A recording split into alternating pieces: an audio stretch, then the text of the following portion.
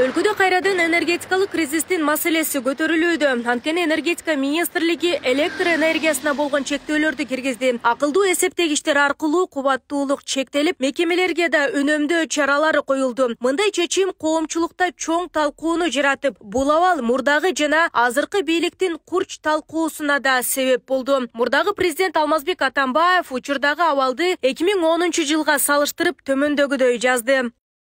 Мен 2017 жылга келгенде өлкө токтогул суу сактагычындагы суунун деңгээлинен көз карандылыктан чыга алганына, 2017-2018 жылдары биз электр энергиясынын импортун толугу менен токтотконуна сыймыктанчумун.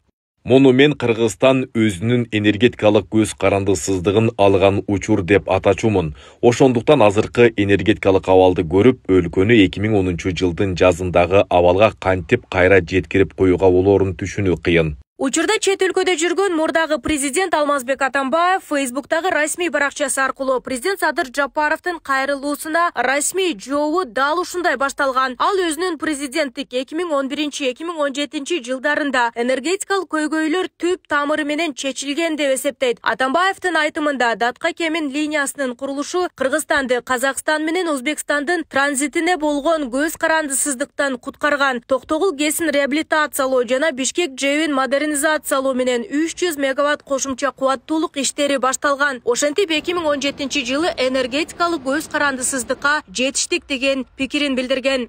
2010 жылдан кийинки мезгилде Датка Кемин жогорку чыңалуудагы электр берүү линиясы жана Датка подстанциясы курулуп ишке берилди. Бул бүгүн суверендүү энергетика деп аталып жаткан түшүнүккө негиз берген биздин энергетикалык көз карандысыздыгыбыздын өзөгү. Мурун биздин 4,5 миллиард киловатт саатка чейинки электр энергиябыз кошуналардын түйүндөрү аркылуу транзит болуп өткөн. Ошол үчүн Кыргызстан жыл сайын Өзбекстанга 8 миллион долларга чукул акча төлөп, Казакстанга болсо 5-6-7 миллион долларлык электр энергиясын берчү. Мындан тышкары, Казак тарап транзит акысынын жылдык көлөмүн 30-33 миллион долларга чейин көтөрүүнү пландап жаткан. Демек, келечекте биз өз электр энергиябызды өз колубуз менен өткөрүү үчүн эле жылына 38-41 миллион долларга чейин жоготмокпуз. Энергетика министри Таалайбек Ибраев да Атамбаевдин билдирүүсүнө жооп кайтарды. Ал Датка Кемин линиясынын курулушун моюнга алуу менен бирге анын баасынын кымбаттыгын мисал келтирди. Министрдин айтымында Кааса 1000 долбоорундагы чубалгынын 1 чакырымы 420 000 доллар турса, Датка Кеминдин 1 чакырымы 644 000 долларды түзгөн. Чынында Датка Кемин аба чубалгысынын курулушу Атамбаевдин убагында аяктаган, бул чын. Бирок ушул сыяктуу энергетикалык Кааса 1000 долбоорун биз быйыл ишке киргиздик. Кааса 1000 долбоорундагы чубалгынын 1 чакырымы 420 000 доллар болду. Салыштырып көрсөк, Датка Кемин чубалгысынын 1 чакырымы 644 000 доллар турган. Айырма чоң, ар бир чакырымдан 224 000 долларды түзөт. 405 чакырымга көбөйтсөк 90 миллион 720 000 доллар болот экен. Атамбаевдин убагында бул акчалар уурдалып кеткен. Министр Таалайбек Ибраевдин маегинде мындан тышкары Бишкек ЖЭБинин реконструкция иштеринде дагы кымбат жана сапатсыз аткарылганын белгилеген. Козголгон кылмыш ишинин алкагында кредитке алынган 386 миллион доллардын 111 миллион доллары коррупциялык жол менен уурдалган деп табылганын билдирген. Бул иштер боюнча тиешелүү жетекчилер, анын ичинде Алмазбек Атамбаев дагы жоопкерчиликке тартылганын кошумчалап, аны улай экс-президенттин убагында бир дагы жаңы ГЭС курулбаганын айткан. Ооба, Атамбаевдин убагында бир дагы жаңы ГЭС курулган эмес. Тескерисинче, тармак карызга батып, долбоорлор 2 эсеге кымбат жана коррупциялык схема менен ишке ашкан. Бул расмий далилденген факт.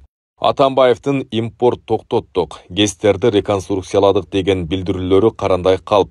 Мени менен мелдешем десе далилдеп берем. Жогоруда айтпадымбы, кыска мөөнөттүү 2 кыштык ийгиликтери жаратылыш шарттарына байланышкан.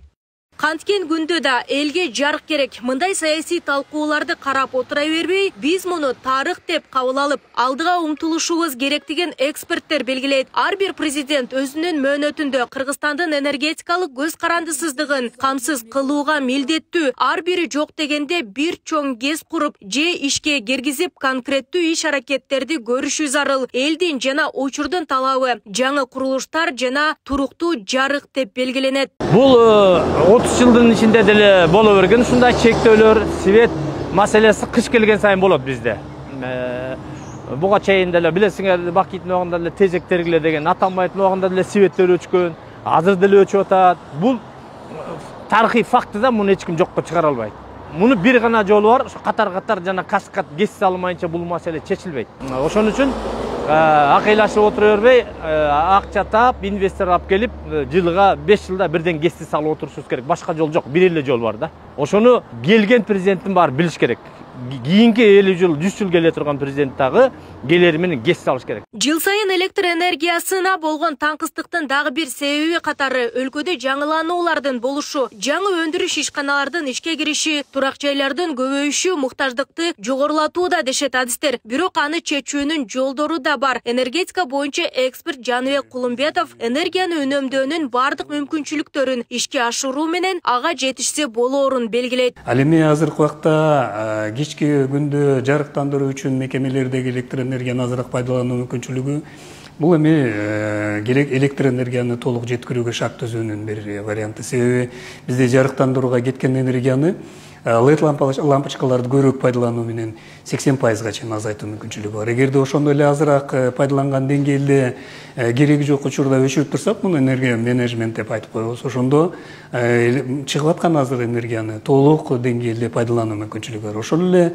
эртең мененки тартыштыкта же болбосо кечки жанагы энергиянын көп пайдаланган учурларында болсо, бизде энергияны ошол эле берилип аткан деңгээлде толук пайдалануу мүмкүнчүлүгүн деле пайдалансак болот. Бул үчүн ошол убакта керектүү гана приборлорду иштетип, кереги жокторун кайра өчүрүп коюп алып эле ошол режимден ошол убактан өтүүгө мүмкүнчүлүк бар. Эми бул бир жагы да. Айта кетсек, 2026 жылга чейин өлкөдө 25 чакан ГЭС курулаары маалымдалды. Учурда Камбаратта бир ГЭСтин курулушун баштоого даярдыктар жүрүп жатат. Ушул тапта энергетикалык тартыштык убактылуу көйгөй деп белгиленүүдө. Нурзада Сыдыкова, Кудакал Сумуралиев, регион, Бишкек.